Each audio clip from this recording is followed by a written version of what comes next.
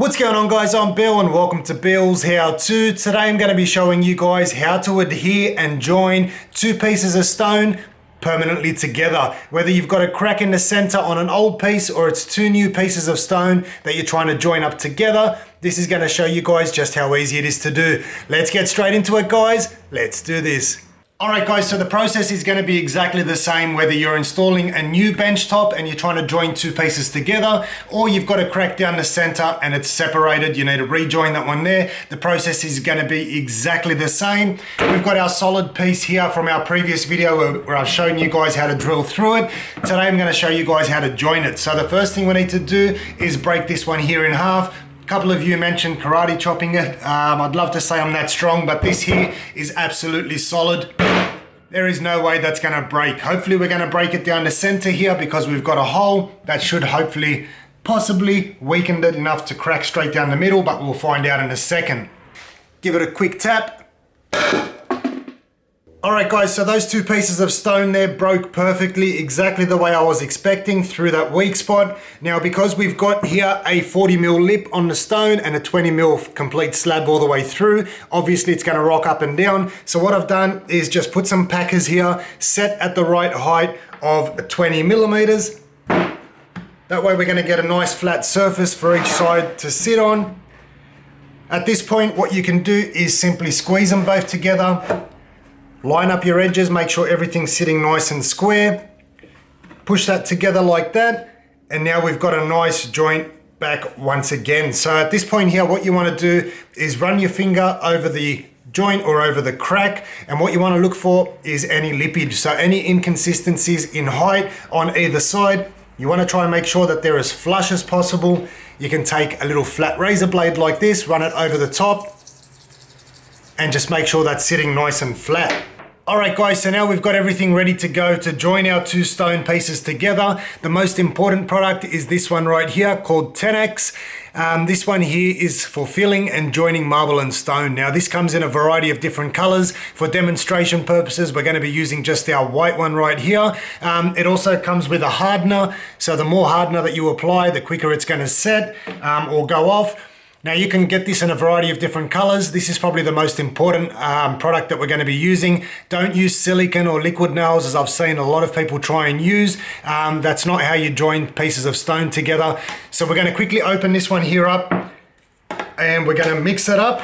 Now if you like, you can use a little bit of tape on the edge here to try and reduce the amount of mess, but we're going to be cleaning it off anyway and it doesn't leave that much of a mess. Also, when it comes to joining your stone, you can get specialty products like suction levelers to try and squeeze everything together and make sure they're completely level. You can also use clamps and just clamp the two edges down together. That way it's going to be 100% level once again. This one here is for demonstration purposes and you don't need to go out there and buy the most expensive levelers or suction or adhesion products out there. So this is what the 10X looks like on the inside. So we're going to apply a little bit of this here on a piece of cardboard. That might actually do it. More is better than less. We take our hardener and we can apply that hardener straight over the top. Now this one here is going to set pretty quick. Use that little plastic one that I've got there and you just want to mix it all the way through.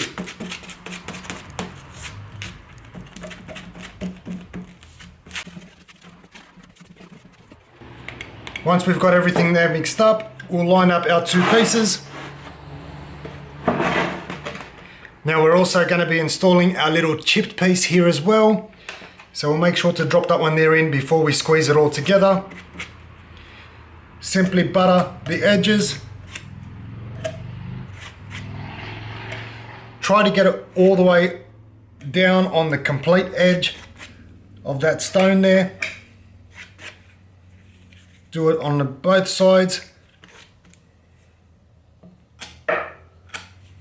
And once you squeeze these together, all the excess material is just going to ooze out anyway. So make sure you've got enough on there.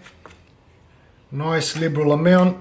Now also where we're going to be joining our little piece here, just going to put a little dab on there as well. Now this here, once it starts to set, you can then start to clean it off pretty quickly afterwards. Now I did mix a little bit too much, but that's okay. We've got plenty of this stuff and it's actually very cheap. So I'll try to put some links in the description below as well. We're going to take our little piece here that we broke off and we're going to drop that one there in before we squeeze these together.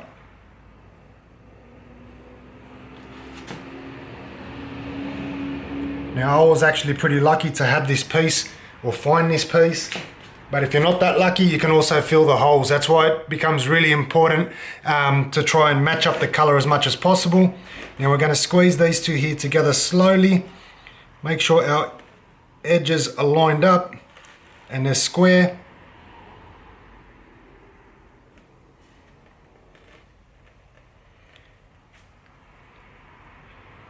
Keep checking those edges, making sure they're 100% square. Now at this point you can take a razor blade, make sure that you're pushing it into the material.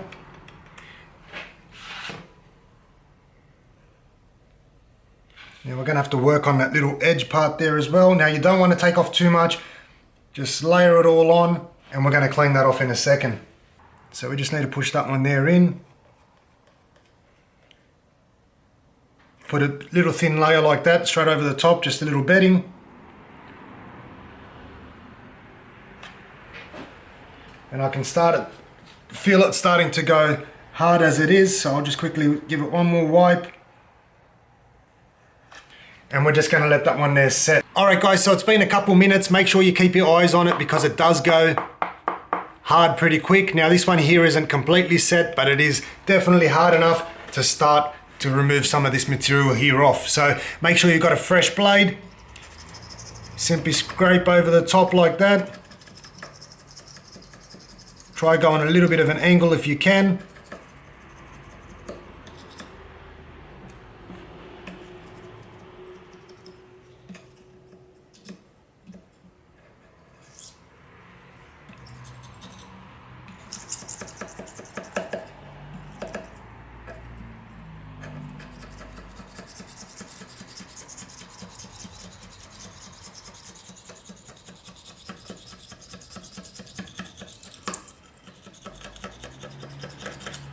Remembering we had a couple chips here out of the stone as well, so that's all completely been filled up, and that's why it becomes so important to match the color as much as possible. So the more you match the color, the better the finish is going to be.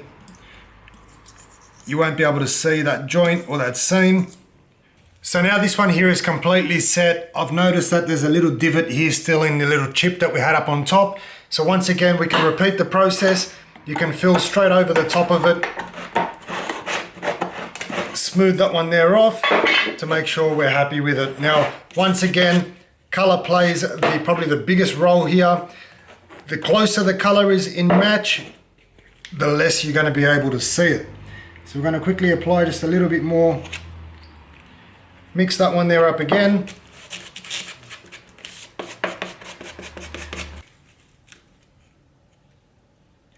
Lay it on just a little bit thick once again. And then we'll scrape that one there off flush. If you want, you can go over the whole lot.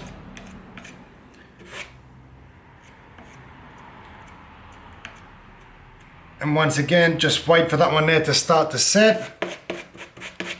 And once that's done, starting to go a little bit hard, then you can start to clean it off with the razor blade once again and make sure you're 100% happy with it.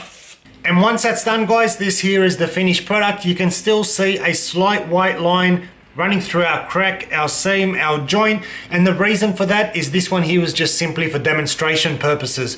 We've only used a solid white 10X product here. What you'd want to do is if you're doing this at home, trying to match your granite, marble or stone benchtop, take your 10X, add a little bit of color to it, obviously without your hardener, and try and get that to match your base color of the stone, marble or granite.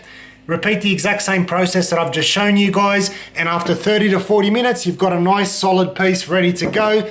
Let that one set or cure overnight and you've got a nice finish once again. Hopefully you guys have enjoyed the video, you've learned something new. As always, like, comment and subscribe. Until next time, I'm Bill. Thanks for watching Billshowto.